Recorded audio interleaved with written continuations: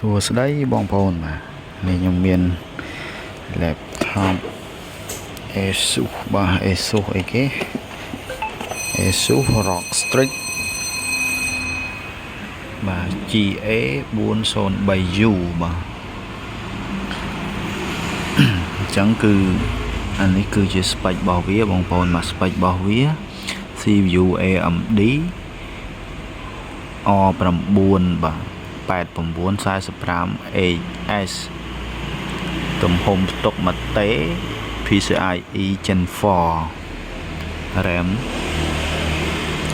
32GB original បងប្អូនបាទ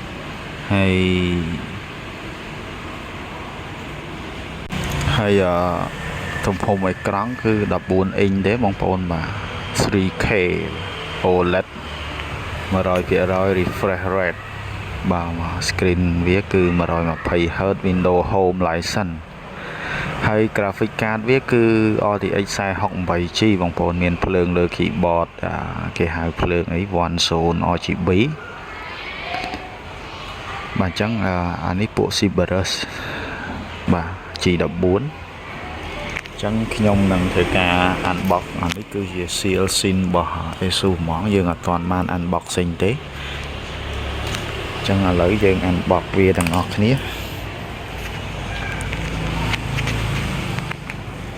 រកអី unbox តិចសិនបងប្អូនមក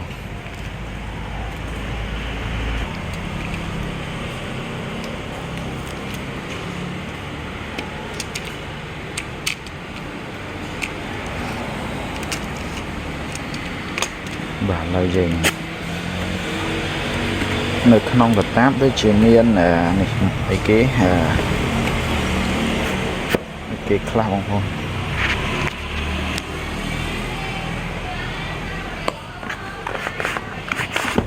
អូខេ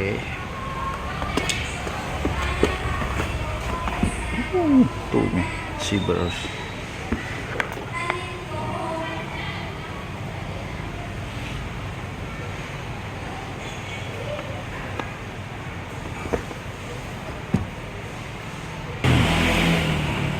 នេះអីគេបងប្អូននេះដូចជាមានស្លាវវិញទៀត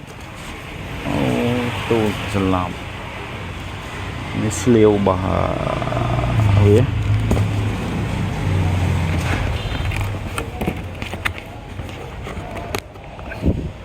ចឹងចាំបន្តិចបងប្អូនខ្ញុំមើលសិនបាទឥឡូវយើងយកវាចេញមកហើយអានេះប្រអប់អូនេះ adapter បងប្អូនមានអីខ្លះក្នុងនេះអានេះ adapter របស់ laptop ហ្នឹងទូច slim មែនទេមើលប្រហែល volt ប្រហែល watt 180 watt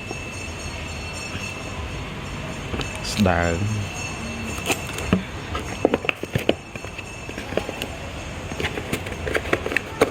មើលមានអីខ្លះទៀតមកខាងក្នុងខ្សែវា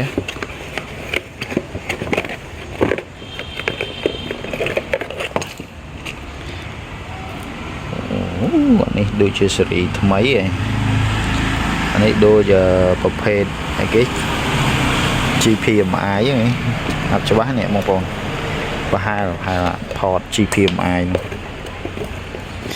ហើយអានេះដូចជាមានម៉ៅគេ free ម៉ៅមួយមកដែរ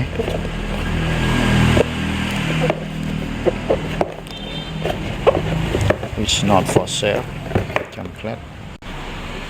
នេះបងប្អូនអានេះម៉ៅ P303 ROG Strix Impact It's not for sale ចឹងនេះ adapter នេះស្រោមមានពាក្យ ROG for Dust WHD there អានថាម៉េចទេបងប្អូនអត់បើកទេទុកឲ្យភ្ញៀវគាត់ unbox ខ្លួនឯងអានេះប្រអប់ហើយអានេះគឺជាតួឯកអូខេឥឡូវយើងចាប់ផ្ដើមបើកវាចេញចាំតិច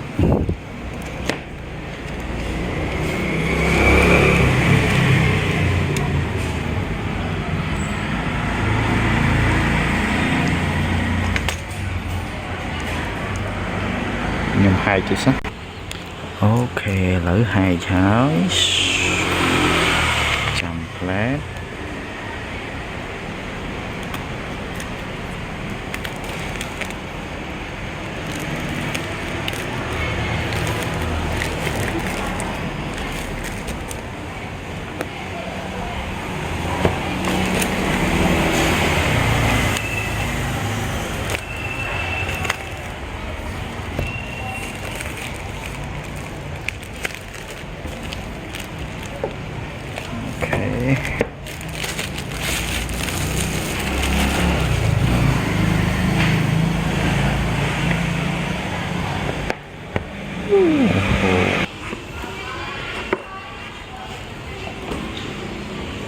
វ៉ាវមើលរៀងវាតិចសិនបងប្អូនបាទពួក Subaru វាធ្វើនេះពួកឆ្នោតចេះអានេះគឺជា spec ដែលគេ highlight មាន AI accelerator នេះអូខេយកវាចេញមកទុកធ្វើអីអូខេនេះតួឯកទុកសិនយើងយកនេះគេ user guide អូខេ fresh the button power អូខេ it's not បិទវាវិញប្រអប់ឡើង cute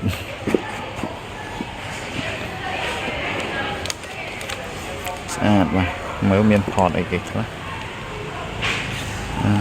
នេះ type C 10 USB ខាងនេះមានមីដោយសារមិញ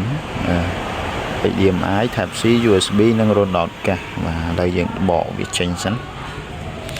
ដៃម្ខាងរៀងបាក់តិចបងប្អូនខ្ញុំទុកបើកចេញសិនបាទឥឡូវខ្ញុំបកវាចេញហើយបាទនេះគឺខ្នងវាបងប្អូនវាធ្វើឡាយអានេះដូចដែកអញ្ចឹងមើលទៅឡើងផ្លេកនេះជា logo Republic Out Gamer EST 2006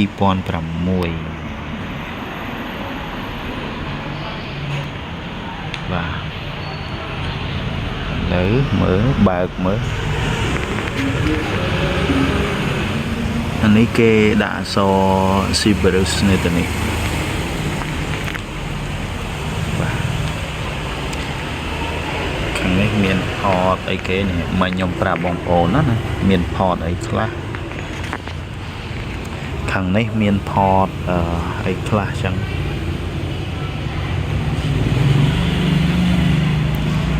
អូខេឥឡូវយើងបើកវ៉ាវ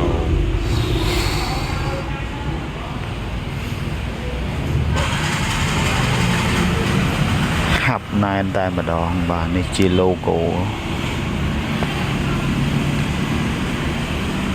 ហើយអុចនេះ speaker សងខាងបងប្អូនបា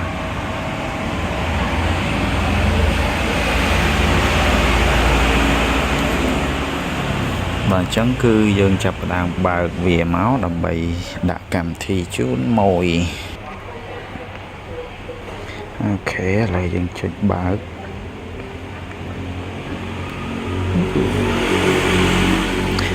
វ៉ាវភ្លើងកប់សេរីហ្មងបងប្អូនណា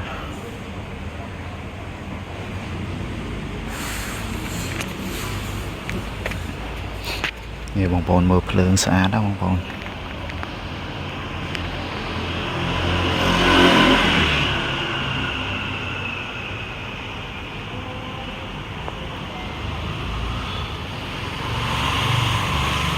ស្អាតបងប្អូនបាទ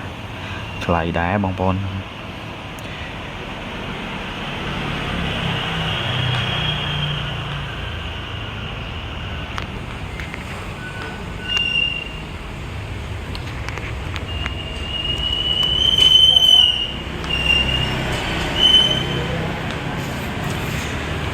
បាទអញ្ចឹងវាមកជាមួយ Windows 10 Home បាទហើយភ្ញៀវគាត់ដាក់ Pro អញ្ចឹងតិចទៀតខ្ញុំនឹងធ្វើការរៀបចំដាក់ទាំងកម្មវិធីដាក់អីជូនភ្ញៀវហើយតិ តិចទៀតខ្ញុំថតបន្តជូនបងប្អូនទស្សនាបាទឥឡូវយើងបិទវីដេអូធំនេះសិនបាទនេះញាក់សាច់បងប្អូន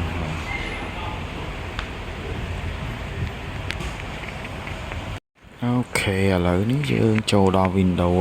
ហើយខ្ញុំនឹងធ្វើការដាក់កម្មវិធីមួយចំនួន